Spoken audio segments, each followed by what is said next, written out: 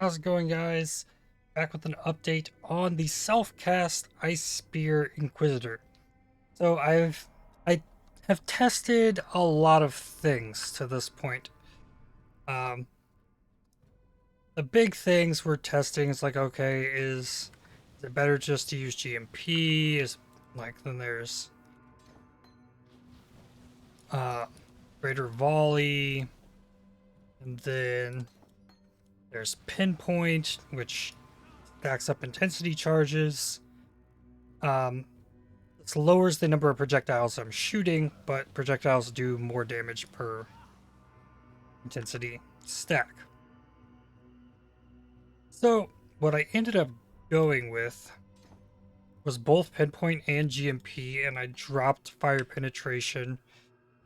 And then on my ascendancy, I found that Instruments of Zeal was just while the idea of fanaticism was cool, just using a shield and using shield charge to proc this, it's too complicated. It requires too much focus and whatnot to get to it, and it takes up 4 ascendancy points. Whereas I could get 20 crit multi plus.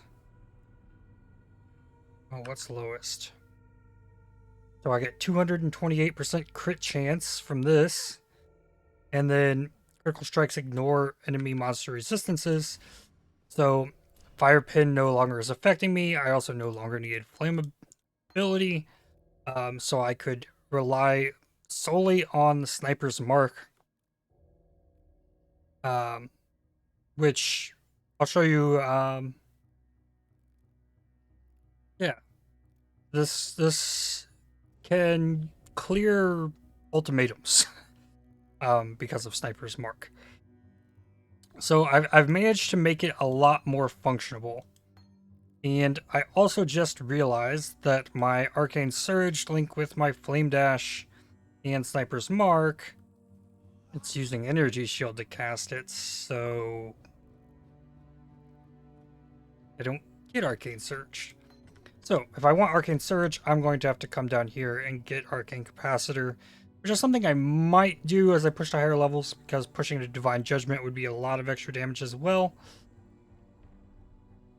I take the top side of this to increase the effect of my freeze. For the passive tree, I pulled out all of this top section up here because I wasn't using this mana anymore. And I got Arcane Focus for some extra ES. Move this into here. Got life down here with the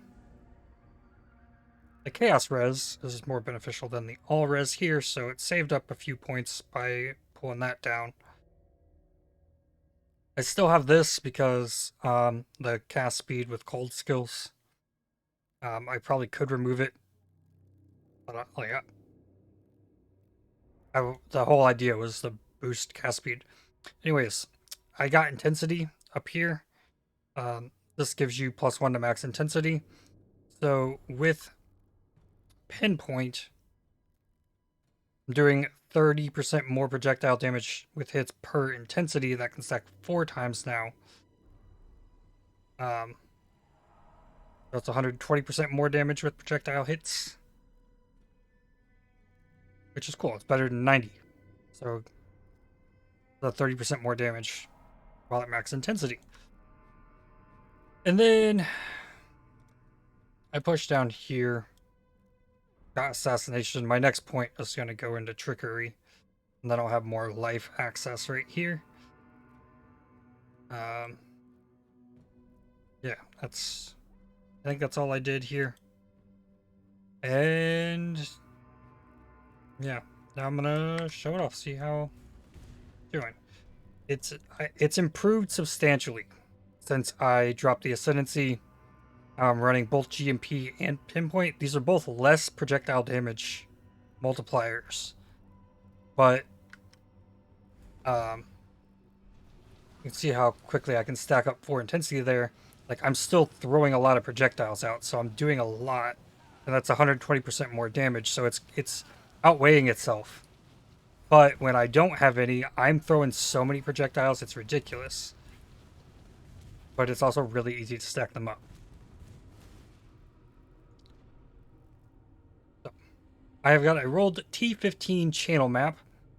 Elemental Equilibrium originally was throwing me problems, along with endurance charges on hit, additional elemental resistances. It doesn't matter at all anymore, because I swapped the ascendancy around. Now, maps like this one are really the best suited for this build. Because if I need to kite something backwards, I can move backwards. So these thin linear maps are where this build is going to shine the most. And you can see the amount of projectiles I have. It's just kind of doing all kinds of stuff. Originally was having to really rely on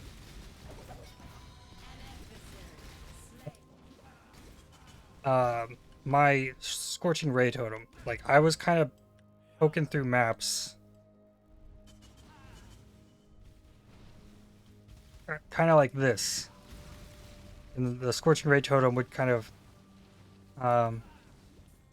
gather enemies' attention enough to where I could get them.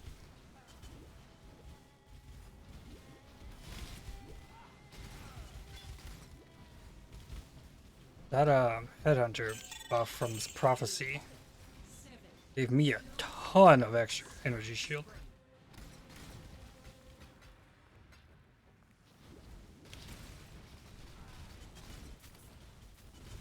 I was also getting one-shot a lot.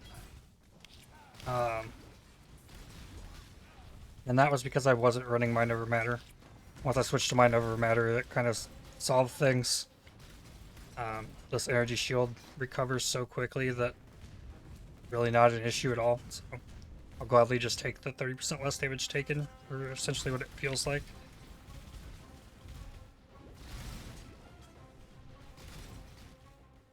But for a T15 map, right, this is, like, I feel like it's clearing pretty well for what it is. It's still a self-cast build.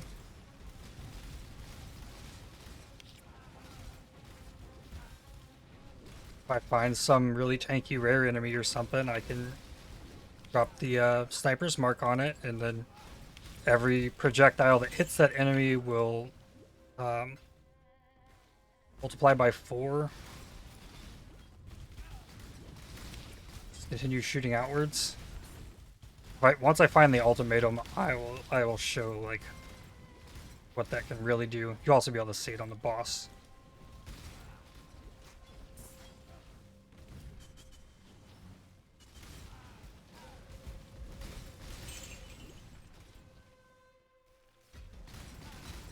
Oh, another thing. Okay, so I originally was playing around with Pierce with the DMP, and I realized that it's like, okay, this is much more playable now. I can get up in these enemies, and I can still hit them, and the projectiles will go through them and still launch off in the second phase of the ice sphere. So then, like, I had dropped a silver oil playing on my other character a little bit earlier. So I expected a piercing shots and then replaced Pierce back with slower projectiles. And I'm still on a level 18 gym, so I'm not, like, there's probably a lot more damage potential here with a level 21 gym. But I'm able to clear the T15 maps. But this would be harder if it wasn't such a linear map. For this, oh, well, I didn't get to show that off. Enemies cannot die totem. I just drop a sniper's mark on any one enemy, and then guess what? It'll hit that totem. The totem will die.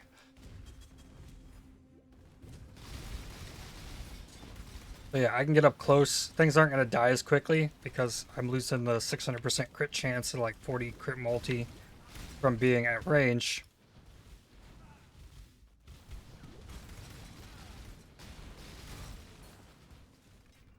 I'll drop the sniper's mark on that. So even if this enemy is up close with the sniper's mark, the projectiles still, when they spread out, will still hit the second phase and just like pierce everything going outward. That's probably the worst thing about this build is there's some enemies just have far too much closing power on you and just get too close and stay close to you, that there's nothing you can really do about it. So a lot of what I'm trying to do is like stay at range and just like perma freeze stuff, which is pretty much off screen. Because even with slower projectiles, like it's hitting, where is it launching? Right here. Like enemies have to be like where my cursor is to get like the maximum damage off of them. And that's with slower projectiles. Not affecting projectile speed in any other way. Like I don't even want lethal assault. I don't want to increase the projectile speed. So you have to stay away from stuff if you really want to do damage. What do we got here? Oh, I really need to... Okay, we're doing a putrid cloister.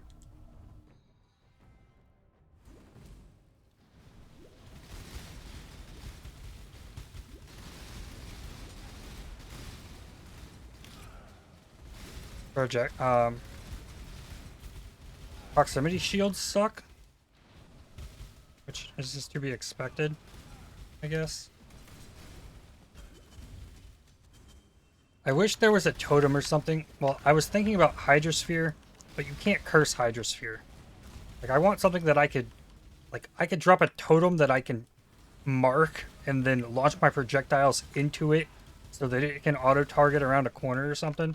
That would be amazing. Yeah, that was coming.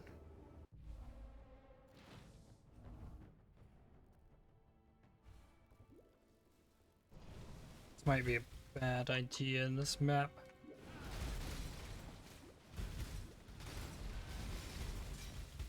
I can't clear fast enough to keep my flasks up all the time and be curse immune. Okay, I'm probably going to come back to that on my other character after I finish the map.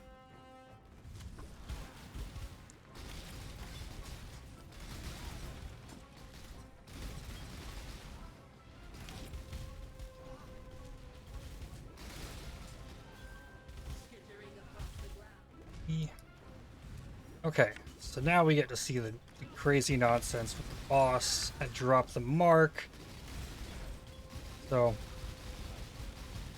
I can see my projectiles are going to second form after they leave the boss. So I was losing a lot of damage there on it. But now it's carrying all the damage. And I would have easily died to that if I didn't have Mind Over Matter. Like, the energy shield up there is huge. But it's going well. For only being level 83 on a level 18 gym, like, actually clearing, with the exception of this putrid cloister down here. I'm clearing the map. So, I do have a 6 link. So... I do so much damage. Curse immunity's on my diamond flask. That's...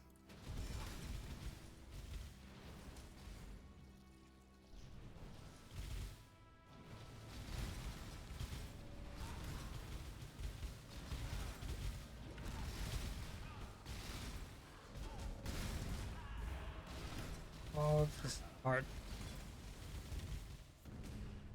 Alright. I don't think you're supposed to curse this boss either. Well, I guess a mark isn't technically a curse? I don't know. Yeah. He's still devouring it for the extra damage. See, that is nuts. If I could drop something on the ground that I could have that pinpoint effect on and just, like, spray at that target that I'm dropping. I don't know, like, if there's any way possible that I can target something that I create, I think there's potential that this might be a little bit more than a meme build. I mean, it's coming along nicely. I don't know if it's ever going to have damage for, like, actual bosses, but I mean, that is kind of tied to the gym level as well. Yeah.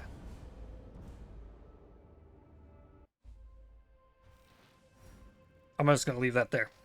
So, there's where the build is currently at. I'll do one more video on this once I actually have it leveled, then I take a shot at corrupting the extra gems and stuff. But next video will be a little bit more optimized with things. I'll actually like run it through some tests, like can it take down a conqueror or one of these guardians. We'll see that tomorrow. And later today we get the announcement 5 hours from right now. So I'm gonna try and live stream that. So maybe I'll catch you then. Anyways, that's all for me for today, and I'll see you tomorrow.